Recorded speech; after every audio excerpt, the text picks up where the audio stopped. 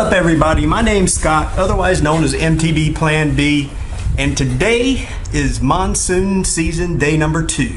Yes, that's right, folks. It rained most of yesterday, rained pretty much all night, and went out to do some skills practice today because the trails are still closed, and it started raining and the wind started whipping pretty good, and so came back to the house. Going to do a little wash, so I'll test out some multi-camera format. You can see I've got my tripod set up in the background, so I might kind of time lapse my bike wash, and then if the weather gets better, we'll go do some manual practice on a stretch of highway, and I'll video record that. So let's get at it.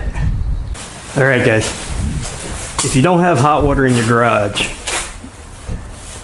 this is super duper cool to have. And this is just split off the hot water heater up here. So I have a hot water line and a cold water line split down, and then I can mix here however I see fit. Turn these on.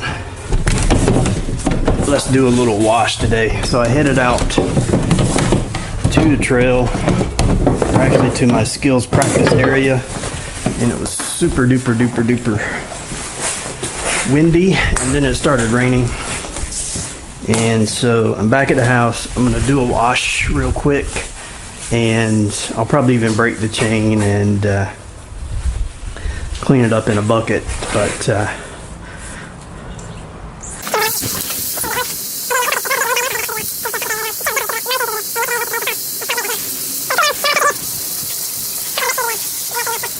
break right now. So we're cool down, not a lot of pressure here.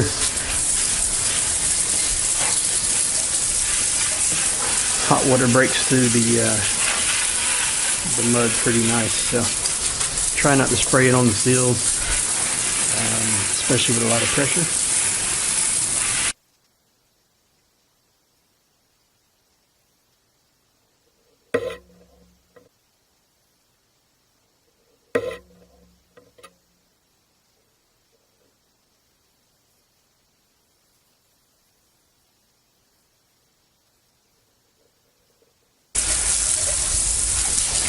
Whole aim today is just to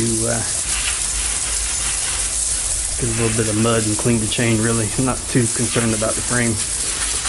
Hardly ever wash the frame. The linkage a little bit. Be careful not to spray it into the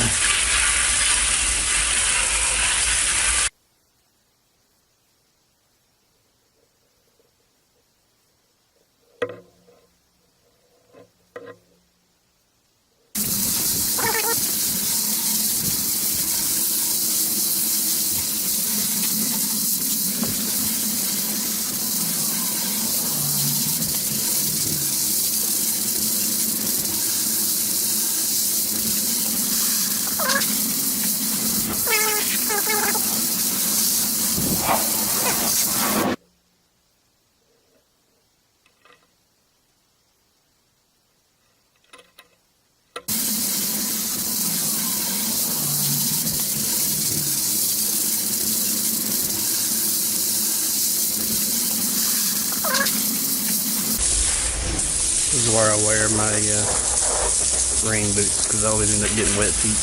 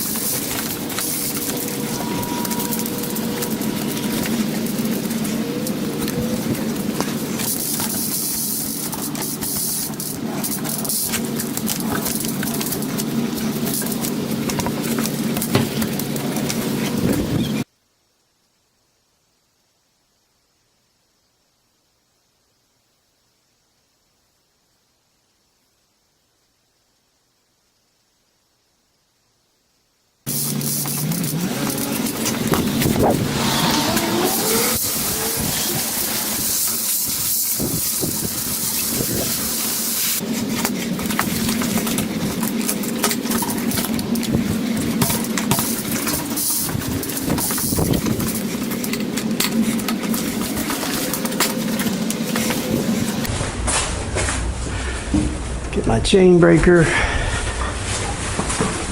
chain removal for quick link, my handy dandy clothes hanger that I've bent, and if you have them, a pair of latex gloves, because these always help, so you don't have to get grease everywhere. So throw a pair of these on. You don't need the Park 2 ones either. You can use standard, a little bit thicker layer doctors or latex painters, latex gloves you can get at the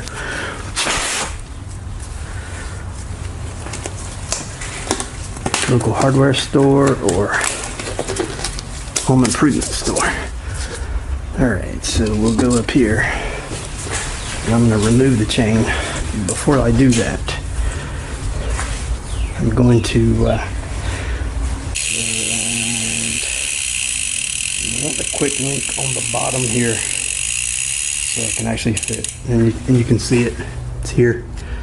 I really like these KMC chains. I said this before. So what I'll do is the rivets here are actually hollow, so what I'll do is throw this little bracket in between two links just to keep the chain from snapping and flying off the chain ring. And this time I'll just come under the bottom, and so you just kind of fit these in between the link here and give it a quick push like that. And then this holds the chain in place so it doesn't fly everywhere. I should probably bring my tool tray over here, but let's not do that today then. And then we'll just undo one end here, and then one thing I normally try to do is move it to the smaller chain ring and turn the clutch off. That helps helps you have enough chain link to work with, but I've been doing it so much now I just leave it where it's at, and we just remember it's the fourth gear from the largest. And we'll remove our clothes hanger tool out, make sure we don't lose our quick link ends. Now I'll just drop it in a bucket. This is just standard environmental safe Dawn detergent. You can use Citrus Sprite or any of the other type of stuff. And we'll let that soak in there just a little bit.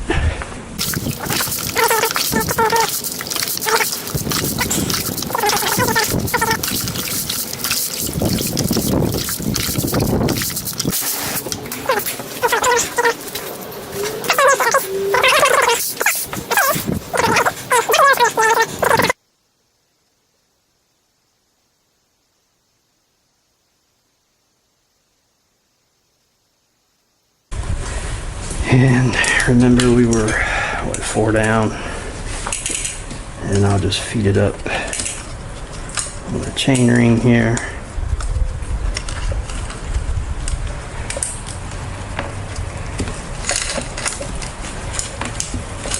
Some people take the quick link off. Sometimes it helps, sometimes it doesn't.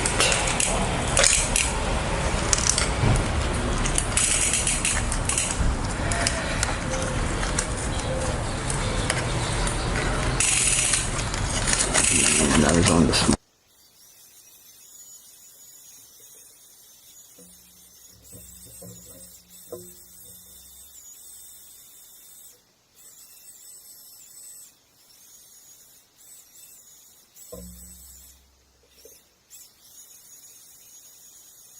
You have some shop towels. I'm going to dry the chain off. I usually just grab it at the bottom and just kind of pedal. This will get some extra grease off too.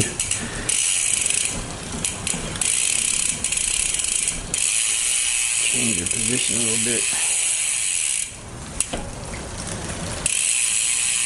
Fresh spot on the towel, and then I'll just walk through the gears, spin the rest of it off, I need my chain lube, which where I'm from, wax is not the best because we definitely have mud, some loam. So I tend to take all of my prep stuff like that with me in a box, in a bag. Just spare stuff like this, Ziploc bag.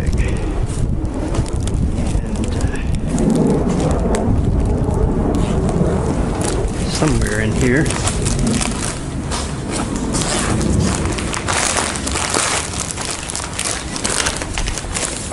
So what I'm using today is Pedro's synthetic lube. Give it a good shake. And I usually apply it to the bottom down here and just go over. The idea is to get it in between where the links connect down in the rivets, and I'll move it up.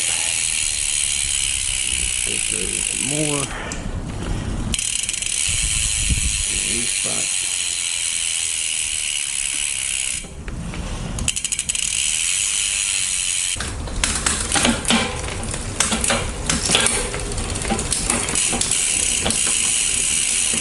Get our lube conditioned into the cassettes and the chain ring. Do another change to the big chain ring. We'll do the same thing.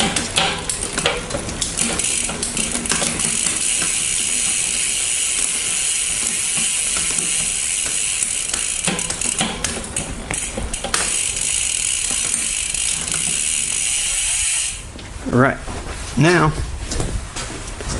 we'll take our towel and let's go on the side and wipe the extra off.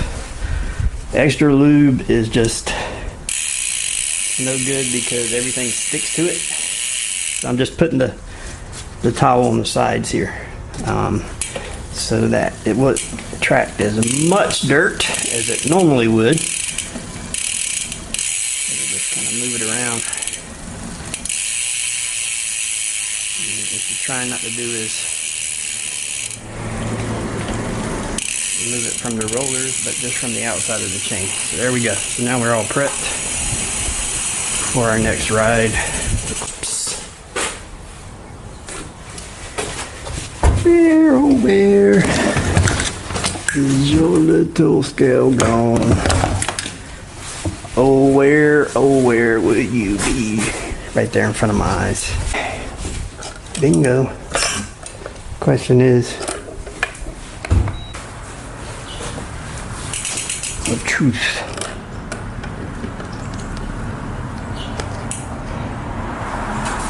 This is for all the non-imperial measurement folks, and that's 14.07 kilos, 31 pounds even. I don't know if I'll be able to do manual practice today or not. Bicycles are kites in strong wind, and especially if you're on one wheel, they will definitely move around a lot. And if you're on no wheels, practicing jumps or whatever it may be, it's even worse. So it can make a good day turn bad really quick. And again, remember, one of the goals of this channel, given my age, is to mitigate risk of injury. And so I always want to live to ride another day, and if you get injured you can't ride, so I'd prefer to stay healthy and ride as much as possible.